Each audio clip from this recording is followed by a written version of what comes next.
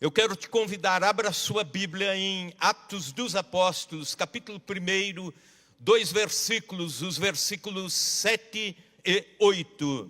O texto da palavra de Deus falando sobre a ascensão do Senhor Jesus, um pouquinho antes dele subir, no mesmo dia, mas quem sabe alguns minutos antes da sua ascensão, ele é arguido pelos discípulos que lhe fazem uma pergunta.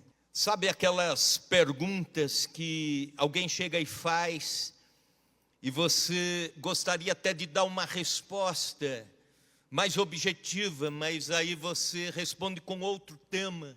Alguém pergunta sobre um tema, você responde outro, que é mais importante naquele momento. E é o que está acontecendo aqui nesse diálogo. Respondeu-lhe Jesus, vamos começar no versículo 6. Então os que estavam reunidos lhe perguntaram, Senhor, será esse o tempo em que restaures o reino a Israel? Respondeu-lhes, não vos compete conhecer tempos ou épocas que o Pai reservou pela sua exclusiva autoridade. Mas recebereis poder ao descer sobre vós o Espírito Santo, e sereis minhas testemunhas tanto em Jerusalém como em toda a Judeia e Samaria e até os confins da terra. Esse é o último diálogo que os discípulos têm com o Senhor Jesus ainda na face da terra, ainda antes do Senhor ser assunto aos céus, ainda estando com os discípulos, conversando com os discípulos. Este é o último dos diálogos. Mas é interessante que o último diálogo sobre algum assunto antes de ir embora, já falei sobre isso aqui alguns domingos atrás, parece que é o mais importante que alguém pode ter. Imagine a seguinte situação, alguém vai viajar e deixar muitos negócios para trás, e depende de que alguém tome frente, alguém seja zeloso, alguém faça, alguém cuide daquilo que será deixado. E aí, no último momento, nos últimos minutos, é aquela oportunidade de refazer o checklist, de dizer, olha, mas cuidado com isso, olha, tenha atenção naquilo, cuidado com determinada situação. E é mais ou menos isso que acontece. Só que os discípulos de Jesus fazem uma pergunta pensando num tema que já não é o tema mais importante para a igreja do Senhor. Eles fazem uma pergunta que eu chamaria de especulação. E é por isso que eu quero meditar com você sobre esse tema.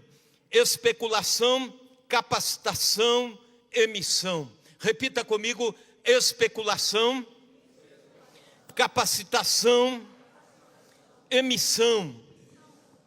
Os discípulos estão especulando um assunto que eles imaginam que ainda está em pauta na mente de Jesus. Eles andaram com Jesus 3 anos e meio, caminharam com Jesus, mas não aprenderam os valores do reino, os valores do reino de Deus, e eles ainda pensavam em valores humanos, eles ainda pensavam num reino restaurado aqui na terra, com padrões políticos e tudo mais. Então eles fazem esta pergunta, Senhor, será este o tempo em que restaures Israel? Portanto, aqui a especulação. Na pergunta dos discípulos havia 2 erros. O primeiro erro, a natureza do reino. Eles perguntaram sobre a restauração, pensando no reino de Israel, mas num reino físico, material, político. Eles imaginavam, Jesus vai, daqui a um tempo ele volta, e aí sim Israel novamente toma proeminência, vai ser a principal nação da face da terra. Pensavam na volta de Jesus em termos de nação restaurada, como nação rica, nação poderosa, nação respeitada entre as demais nações, como foi, por exemplo, durante o reinado do rei Davi, ou de Salomão, ou de Ezequias. E acontece que o reino de Deus não está nesse conceito territorial, não é um espaço geopolítico, é um reino espiritual. É aquilo que Jesus disse para Pilatos: o meu reino não é desse mundo. É aquilo que Jesus diz em Lucas 17, 21. O reino está dentro em vós. Então o reino de Deus está em mim, em você, naqueles que fazem a vontade de Deus. Seu trono é estabelecido no coração de pessoas. Esse é o reino que nós participamos. Esse é o reino de Deus. É o reino que chega quando um viciado é liberto pelo poder do sangue de Jesus. É o reino que chega quando a igreja opera transformações em nome do Senhor Jesus, onde ela estiver inserida. É o reino que restaura famílias. É o reino onde a dignidade do ser humano é retomada, é dada novamente. Esse é o reino de Deus, mas ele não tem os padrões de visibilidade como os reinos dessa terra. Como o reino de Deus pode operar transformações? Quando estava ali assentado, estava lembrando de um pastor amigo nosso, você pode depois encontrá-lo nas redes sociais, pastor Paulo Capelletti. Ele levava uma vida cristã normal, servia a Deus com normalidade, cuidando da sua família, tendo uma excelente posição profissional numa das indústrias automobilísticas de São Paulo, quando de repente, num culto missionário, Deus o pegou e disse: Paulo, eu quero você em outra área. Senhor, mas o que eu vou fazer? Deus disse a ele muito claramente: você vai começar a cuidar daqueles que sofrem, aqueles que estão à margem da sociedade, aqueles que ninguém mais pensa neles. Então ele abriu a sua casa e começou a evangelizar, trazer pessoas e acolher, e começou a abençoar essas pessoas, desde mães solteiras que estavam desabrigadas, viciados em tóxicos, o que mais? Travestis, pessoas que a sociedade estava excluindo. Ele foi acolhendo, e foi cultuando, e foi discipulando pessoas.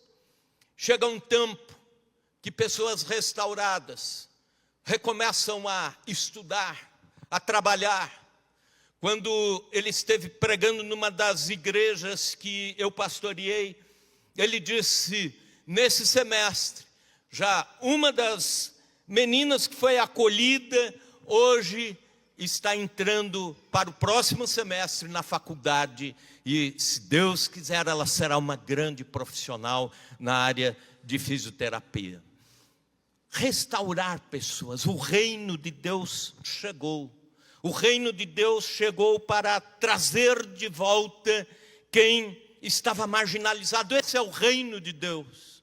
É interessante que ele conta outra história. Ele diz assim: chegou uma hora que mesmo estando num bairro em São Paulo com a casa, nós não tínhamos mais porta na casa, porque não precisava ter porta. Aí alguém perguntou: mas e ninguém entrava e roubava? Ele falou: como que iam entrar e roubar se todos aqui já são conhecidos de todos lá fora?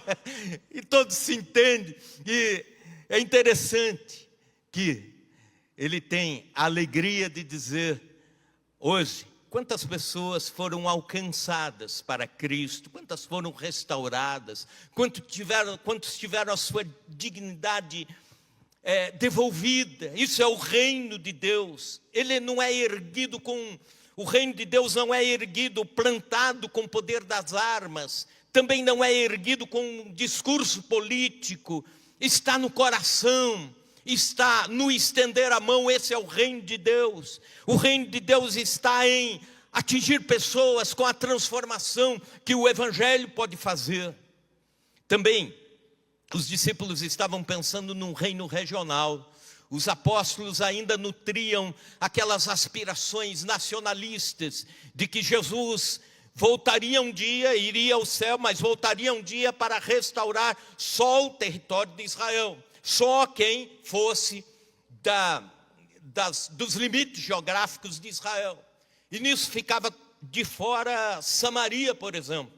E é por isso que no verso seguinte, nos 2 versos seguintes, ele diz: mas recebereis o poder ao descer sobre vós o Espírito Santo, e ser-me-eis testemunhas, tanto em Jerusalém, como em toda a Judeia e Samaria, e até os confins da terra. O reino de Deus abrange todos os povos, nações, raças, línguas, etnias. É por isso que em Apocalipse 5:9, quando João vê a multidão dos remidos cantando e louvando, o texto diz: e entoavam um novo cântico, dizendo: digno és de tomar o livro e abrir-lhe os selos, porque foste morto e com teu sangue compraste para Deus os que procedem de toda tribo, língua, povo e nação.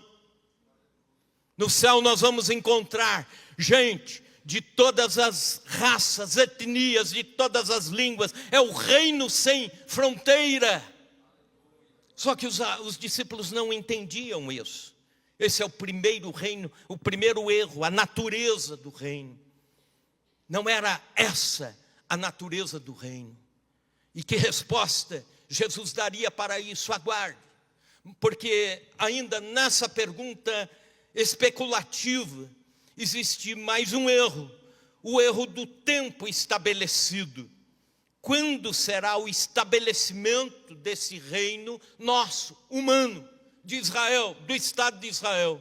Quando será a volta de Cristo para julgar todas as coisas? E aí, nesse julgar todas as coisas, Deus fará justiça, esmagando o Império Romano e enaltecendo Israel.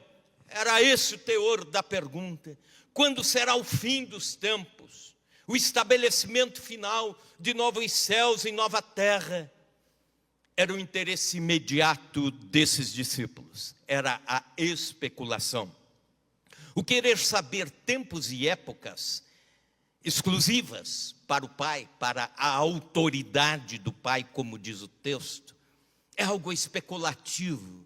E os crentes parece que não aprendem, sempre estão fuçando, querem saber sinais do tempo, a ascensão do anticristo, a volta de Jesus, o arrebatamento da igreja e tudo mais.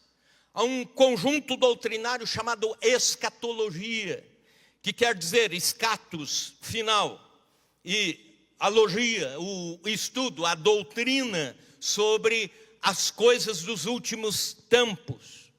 Dos 1189 capítulos da Bíblia Sagrada, 150 deles tratam com respeito às coisas que acontecerão no fim. Mas cuidado com quais lentes você lê esses textos. Quais fontes você busca para a interpretação desses textos. Porque hoje você encontra especulações dessa natureza em muitos sites, em muitas redes sociais, em muitos canais de YouTube. Por exemplo, as perguntas são inúmeras que fazem aos pastores, inclusive a mim. Pastor, o anticristo será judeu? Ou então, ele virá da União Europeia? Ou então, ele virá dos Estados Unidos? Ou então, ele virá de Marília? Sei lá.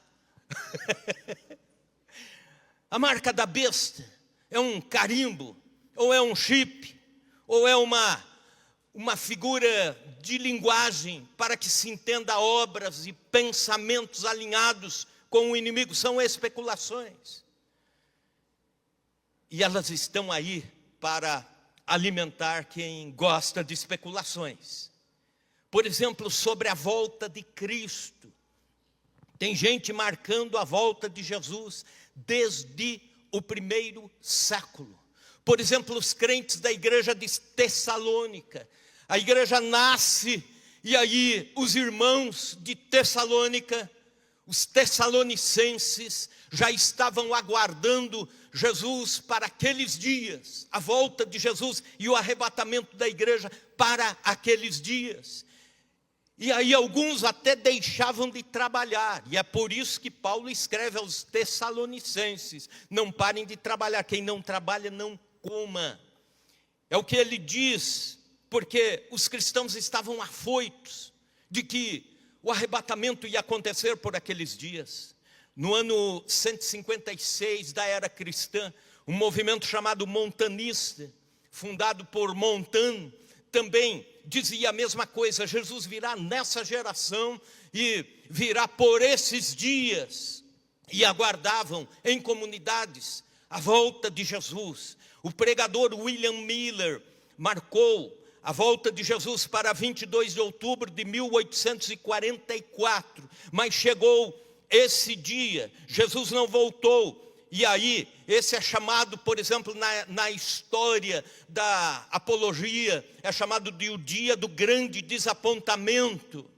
1876, Charles Russell, fundador das Testemunhas de Jeová, disse que Cristo voltaria em 1914, e passou o ano de 1914, o arrebatamento da igreja não aconteceu, Jesus não voltou, e ele marcou mais uma data, 1925, ele também não voltou, depois marcou outras 6 datas a seguir, e também não voltou.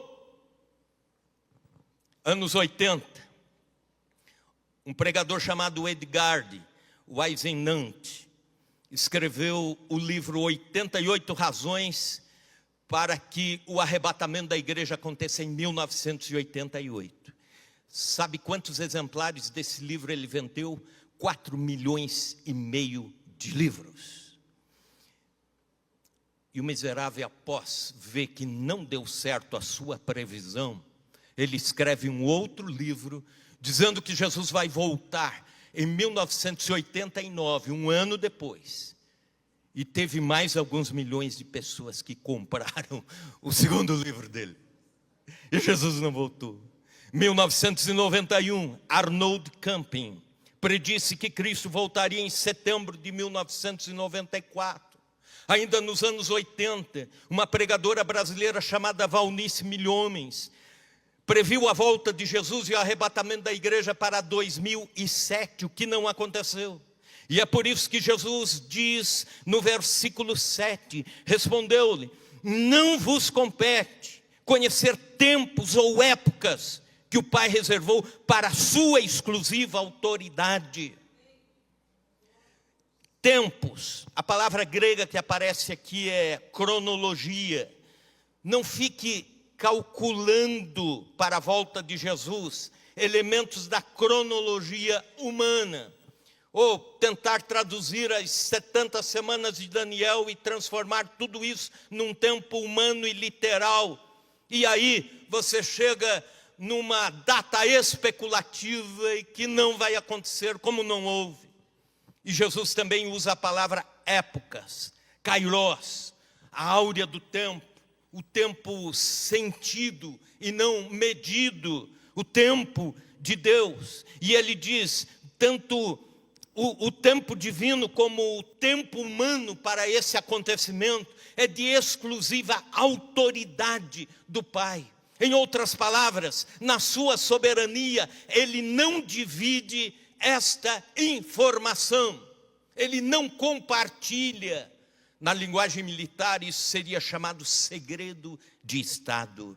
Então, Deus nos chama para sairmos do campo da especulação.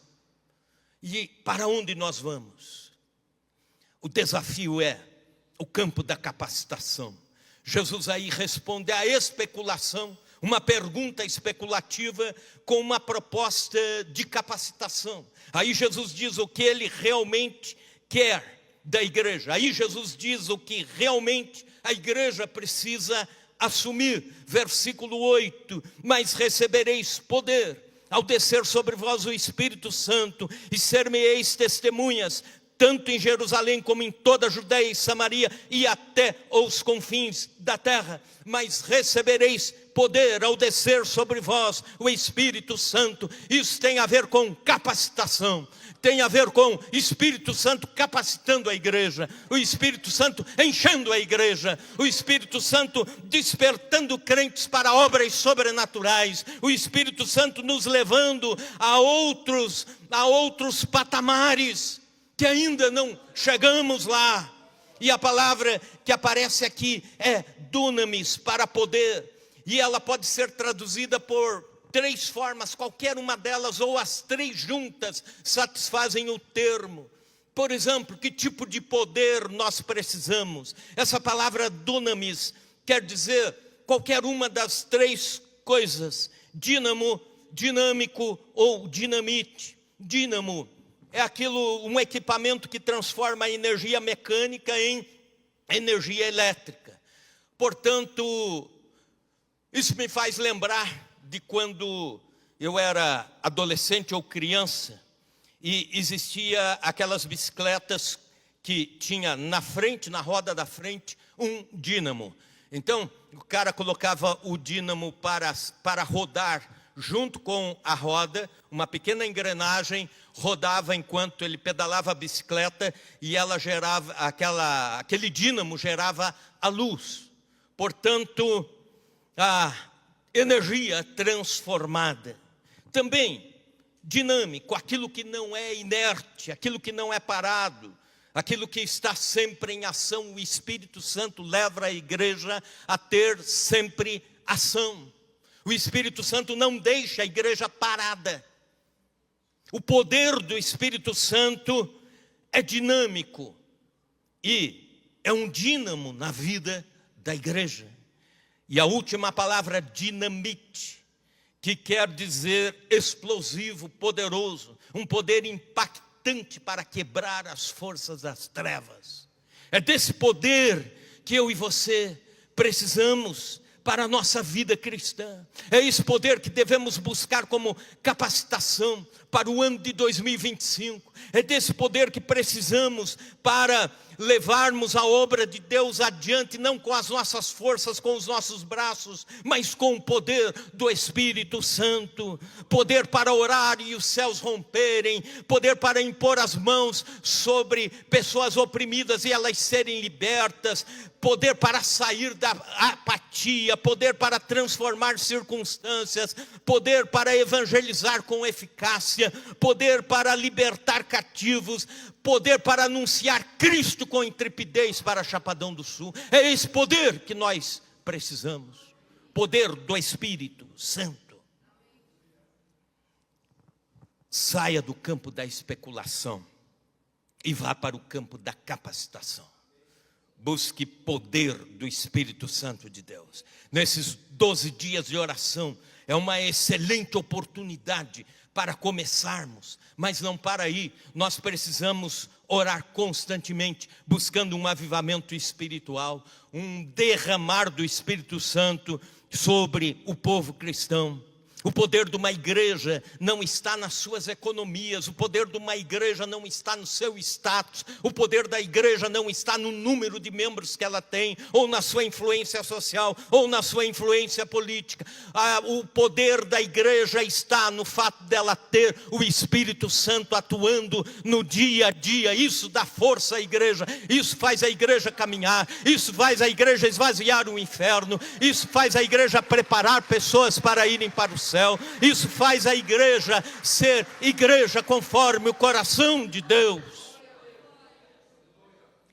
O poder da igreja está no testemunho eficaz e transformador dos crentes nesse mundo.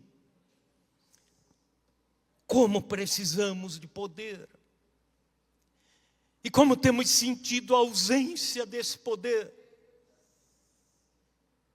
Ano de 1209, Francisco de Assis, que na ocasião já era missionário evangelizando na Itália e levando Cristo e também atendendo pessoas desvalidas. Ele vai até Roma, visitar o Vaticano e o Papa Inocêncio III o atende. Depois de conversarem, desceram para os porões do Vaticano e muitas riquezas havia lá. Riquezas, ouro, prata, joias preciosas.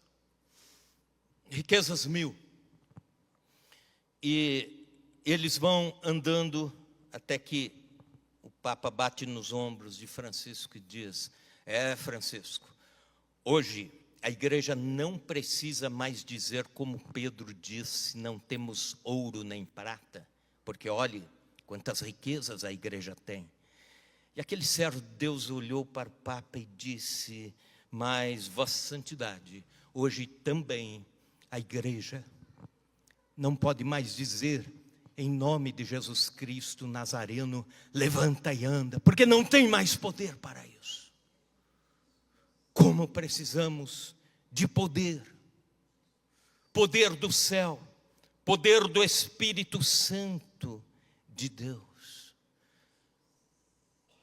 Eu tenho conversado com pastores, amigos, tenho procurado ouvir gente antiga, que tem testemunhos maravilhosos do agir de Deus. Uma dessas pessoas, há anos atrás, hoje ele já está com o Senhor Jesus. Alguns aqui o conheceram. Fundador da igreja Avivamento Bíblico. Eram 3 fundadores, um deles era o pastor Mário Roberto Lindstrom. E passamos uma noite, mais um pouco, entrando à madrugada, e ele com seus 86 anos, querendo ir dormir, e eu querendo ouvi-lo. E eu e a Gislaine sentamos e ficamos sendo ministrados pelas histórias daquele homem de Deus. E ele conta que era a década de 50, ele tinha um jipe, e ele colocava uma carretinha com uma tenda desmontada naquela carretinha e saía pelas estradas afora para pregar o evangelho, montava a tenda em algum lugar, ficava ali um mês pregando, quando saía já estava ali uma igreja começada. E ele conta de uma oportunidade que ele estava com aquela tenda, pregando numa periferia de São Paulo, quando chega uma mãe com uma criança. A criança, além de falar muito pouco, era muito nervosa, um menino bravo, um menino revoltado, um menino que batia na sua mãe. E aí ela disse: pastor, por favor, ore por esse menino, que eu não aguento mais. E o pastor, com toda a autoridade, orou por aquele menino.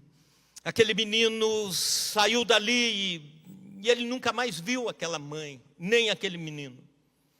Mas um dia ele pregava numa conferência nos Estados Unidos da América, quando um pastor veio ao seu encontro e disse: pastor Mário Roberto Lindstrom, eu quero te agradecer por uma oração poderosa e transformadora. Eu era aquele menino da tenda, e o Senhor orou e impôs as mãos sobre a minha cabeça e gritou com a autoridade do céu, e minha vida foi transformada. Sabe quem era esse menino? Pastor Neco Simões. Neco Simões era o pastor que fazia a dublagem de Jimmy Swaggart para a língua portuguesa. Se tornou depois um referencial. É desse poder que nós precisamos como igreja do Senhor. Poder na oração, poder na ministração da palavra, poder para ser cristão e testemunha nesse tempo difícil. Aliás, a igreja precisará de poder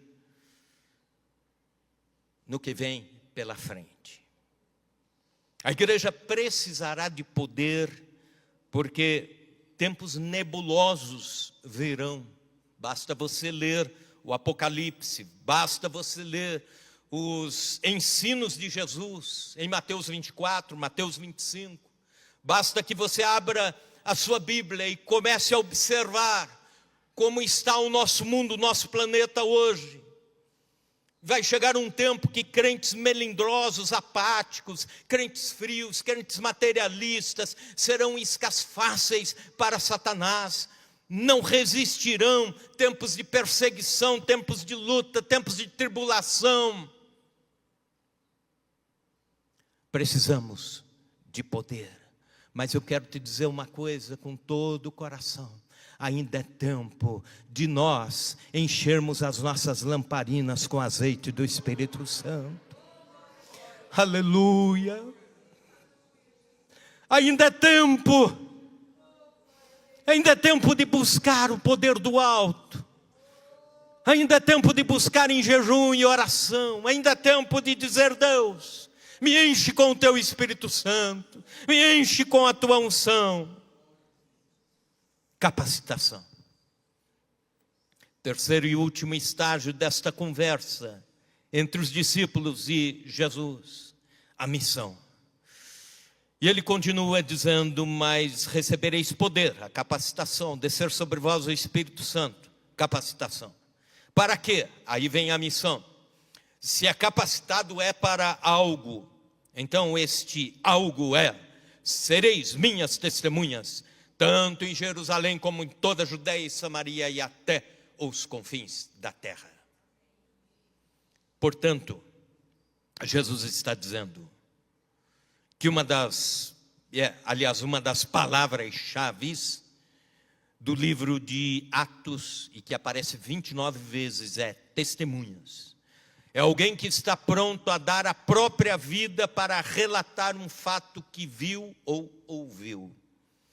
Por isso a palavra testemunha, no grego, no Novo Testamento, como por exemplo neste texto, é muito mais do que testemunhar alguma coisa e sair, contar um relato daquilo que viu ou ouviu ou provou e ir embora. É manter a sua palavra até a ponto, se necessário for, de dar a sua vida. Então, por isso, a palavra martúria também tem a ver com martírio. Então, testemunhas, muitas vezes, foram mártires. Testemunhar com poder. Onde você estiver, testemunhar com poder. Onde você for, testemunhar com poder. Onde você estiver, entre amigos ou empresa, local de trabalho ou parentes, onde você colocar os pés, ali testemunhe com poder e autoridade. Poder e autoridade. Deus não quer crentes esquentadores de banco, domingo após domingo na IPI. Ele quer testemunhas. Testemunhas, testemunhas, tá? Testemunhas, testemunhas. Mais do que cristão. Testemunhas vivas. Para quê? Para que o evangelho vá. Precisam ser testemunhas onde estiverem. Em Jerusalém, a cidade, Judeia, o estado, Samaria, a nação, até os confins da terra, até outros espaços. Onde você estiver, você deve testemunhar. É interessante que alguns defendem essa ideia contra um movimento missionário, dizendo o seguinte: olha, Jesus está dizendo para ser testemunha primeiro em Jerusalém, aí a hora que ao redor da tua casa tiver tudo evangelizado, na cidade, aí a gente vai para a Judeia. A hora que tiver tudo ganho para Jesus na Judeia, depois então a Samaria, e depois então os confins da terra. Só que não é isso que o texto está dizendo. O texto está dizendo: tanto como seja testemunha na redondeza da sua casa, tanto quanto é na cidade, tanto como é no estado, tanto como é no Brasil, e tanto como é aonde estiver.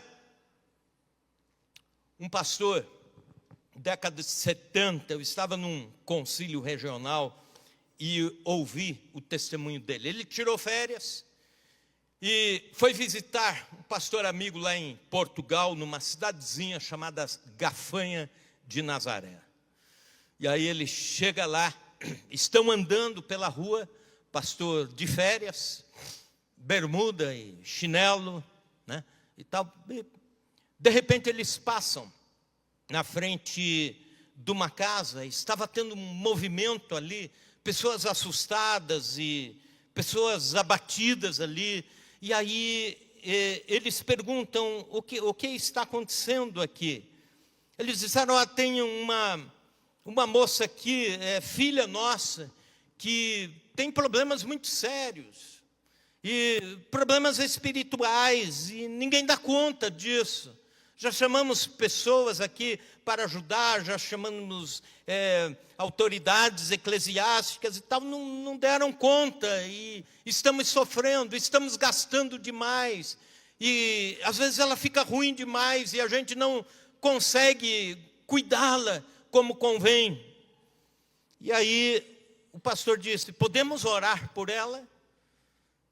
E aí a resposta deles é, até gostaríamos, mas não temos mais como, gastamos tudo mas não estamos falando de pagar alguma coisa, de graça recebesse, de graça dai, é o que o Senhor Jesus disse. Então, queremos orar por ela, podemos?